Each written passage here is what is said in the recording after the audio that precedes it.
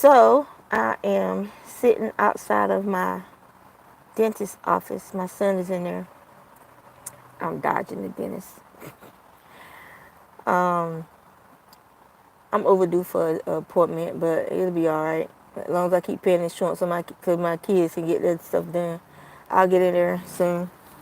But after I have my surgery and stuff for my eyes, then I worry about going to the dentist. Um, so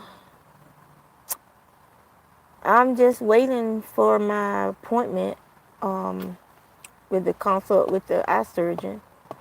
It's August the 29th. They're trying to get me in earlier than that. My regular ophthalmologist, she sent the request over for them to see me sooner than that if possible. And she also faxed over a request just to hit them two different ways. And so yesterday when I went home, I um I was out in the garden weeding, so I got like four buckets, like 5-gallon buckets full of weeds out of the lunar garden side, the side that got most of the tomatoes. And I got to put some fertilizer down because we might get some rain this afternoon. Well, this evening, later on this evening, we might get some rainstorms. So I got to put some fertilizer down on those tomatoes, just give them a little perk me up, and on my peppers over there too. The peppers haven't done that well this year. Usually my peppers will be loaded down. I'm like picking them like every 3 or 4 days. I'm getting a couple of peppers off of the bushes, but they've been slow this year. The peppers have, and none of my melons and stuff. Everything, those squash borers, no matter where I planted stuff, those squash borers just decimated everything.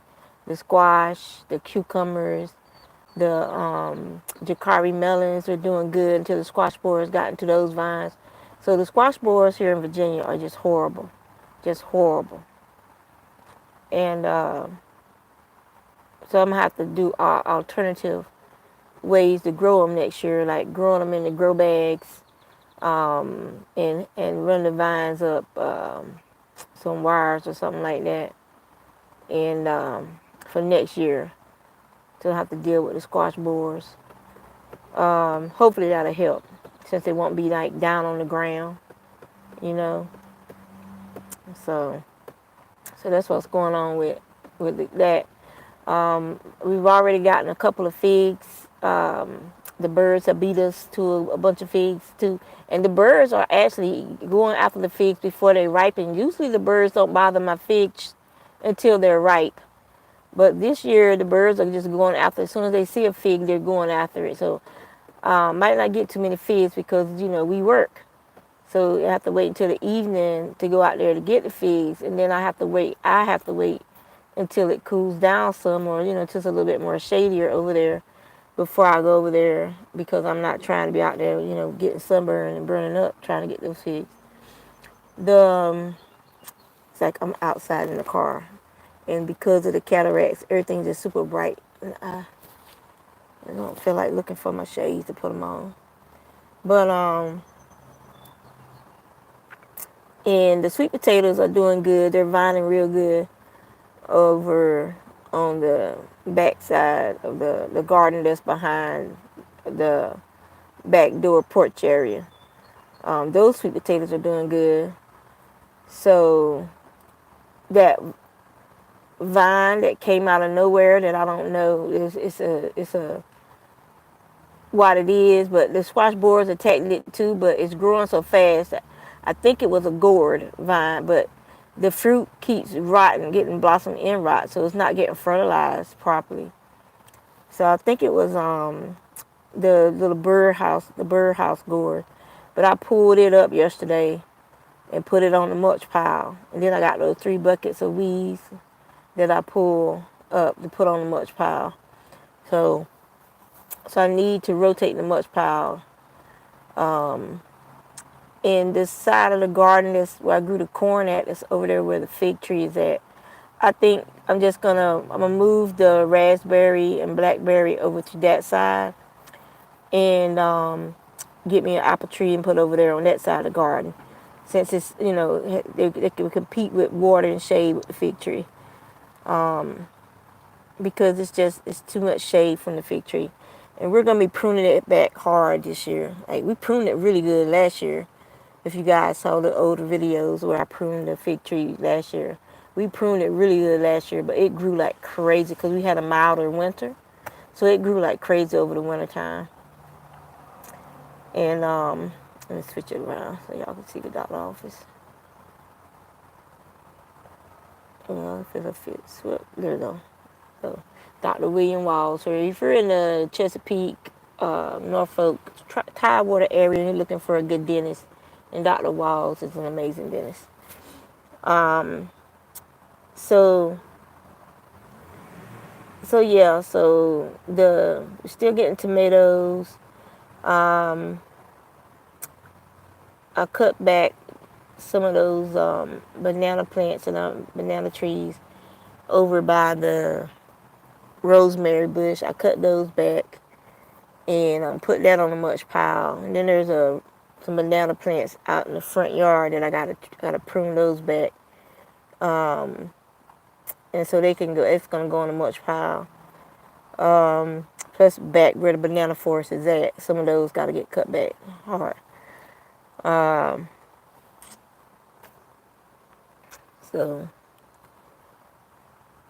that's mainly what's going on. I'm spinning a lot. I spun up all that orange and all that blue, and I thought I was done with the orange, but then when I was looking through the fiber that's in bags, that's in the Ziploc bags, I found another braid of orange. So I've already spun that up. I just got to apply that one. So all in all, so far for the year, I've spun over 20 pounds of fiber so far. Just the Romney, just spinning up all that Romney that I had. I think I have either some Falkland or more Romney that needs to be dyed.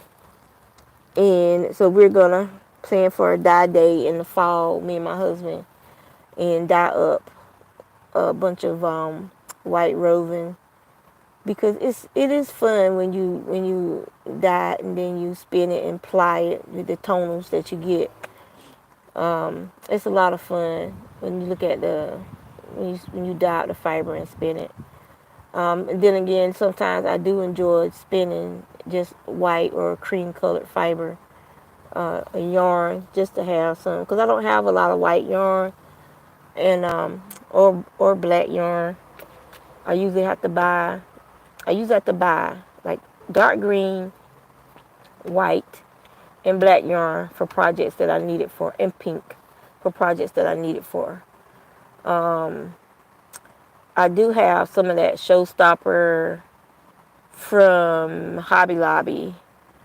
That's that one that's the pink. It's like it's variegated. It's got like mostly pink. It has some blue in it, some yellow, and some other colors, I think, in it. And I do have some some of that to spin as well. It's like a fuchsia pink, more so than baby pink or whatever.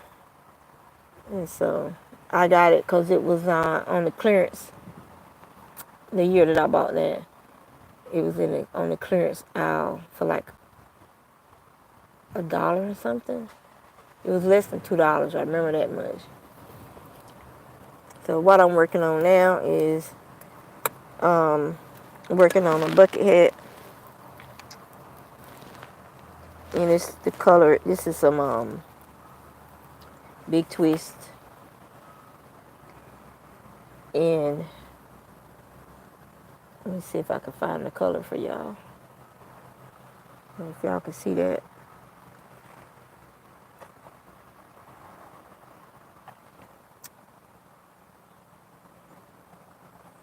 I can't read that. Made in Turkey. But so it's really, let me see if I can see it with my phone. Yeah, coral. So it's a coral. So So I'm making a bucket hat with this. But so that's all I've been doing. Crocheting and spinning because it doesn't require me to be able to see fine details. And I'm just crocheting stuff that I have the patterns memorized. Like the bucket hats, the ruffle hats, um, knitting, dishcloths, the grandmother's favorite dishcloth pattern. I have that memorized. So I'm just using stuff, doing stuff that I don't need to be able to read a pattern or look at a pattern to do it because I have the patterns memorized from making them so much. Um, so yeah, it's crazy how tall these. I used to work out here on the other side. Um, my boss's old boss's office, and these I remember when these trees used to be short, like they were down to that white stripe down at the second stripe at the bottom that that goes above the windows. That's how short those crepe myrtles were when I was working here, and I look at them. Look how tall they are.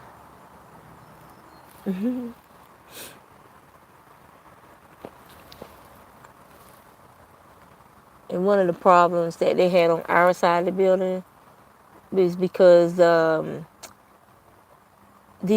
these things are like prefab, like these pieces to this are like prefabricated. So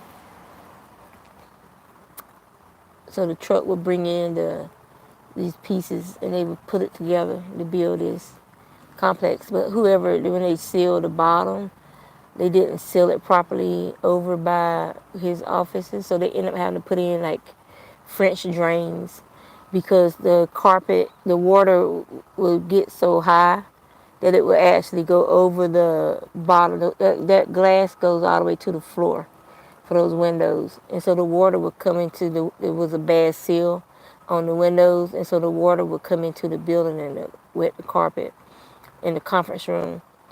And you had to have people come out and clean and dry the carpet all the time.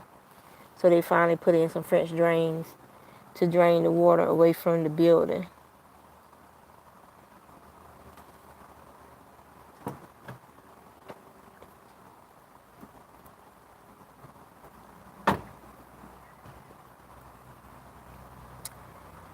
And yeah,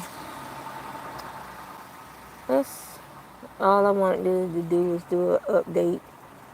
Um, I guess when I get home, I'm spinning some gray and green. I found some more dye Romney that was in the Ziploc bags. So one of them was just like a gray, and the other one was like a green and gray.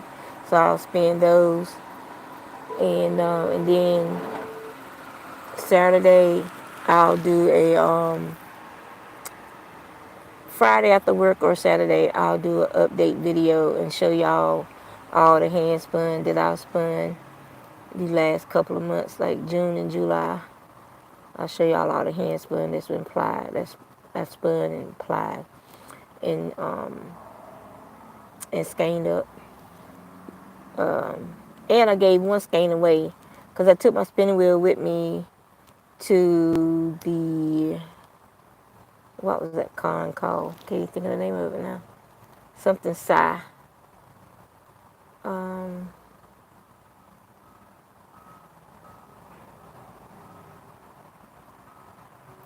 Something Psi. It was at the library in Chesapeake.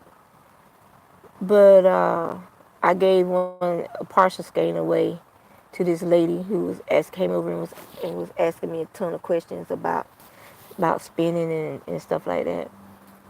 So yeah. So I'm gonna let y'all go and go and see if Granny D's live. Y'all take care.